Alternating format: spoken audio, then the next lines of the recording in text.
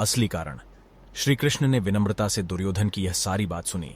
फिर उन्होंने उससे कहा, तुम्हारी हार का मुख्य कारण तुम्हारा अधर्मी व्यवहार और अपनी ही कुलवधू का वस्त्राहरण करवाना था।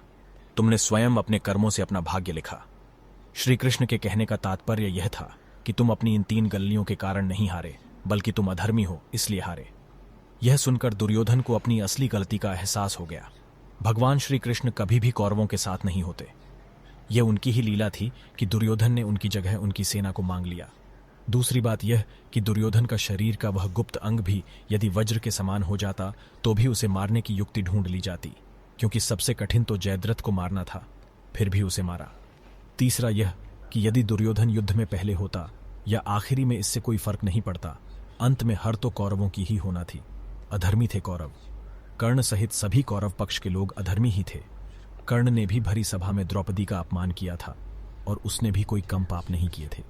अब सवाल यह उठता है कि कौरव पक्ष में गुरु द्रोणाचार्य और भीष्म जैसे ज्ञानी ध्यानी कई महारथी लोग थे, फिर भी उनके पक्ष को अधर्मी कहा गया। ऐसा क्यों?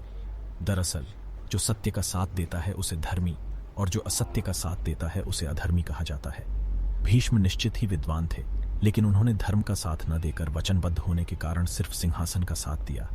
भीष्म ने अंबा, अंबिका और अंबालिका की भावनाओं को कुचलकर जो कार्य किया वह अमानवीय था। भरी सभा में जब द्रौपदी को निर्वस्त्र किया जा रहा था तो भीष्म चुप बैठे थे। भीष्म ने जानते बुझते दुर्योधन और शकुनी के अनैतिक और छलपूर्ण खेल को चलने दिया। भीष्म ने ऐसे कई अपराध किए थे जो किसी भी तरह से धर्म द्वारा उचित नहीं थे। पांडु के जंगल चले जाने के बाद धृतराष्ट्र को सिंहासन मिला। किंवदंती है कि गांधारी धृतराष्ट्र से विवाह नहीं करना चाहती थी, लेकिन भीष्म ने अपनी शक्ति का दुरुपयोग कर गांधारी का विवाह धृतराष्ट्र से कराया था। जब गांधारी गर्भ से थी तब धृतराष्ट्र ने अपनी ही सेविका के साथ सहवास किया, जिससे उनको युयुत्सु नाम का एक पुत्र मिला। गांधारी के लाख समझाने के बावजूद धृतराष्ट्र ने अपने श्वशुर गांधारी के पिता और उसके पुत्रों गांधारी के भाई को आजीवन कारागार में डाल दिया था।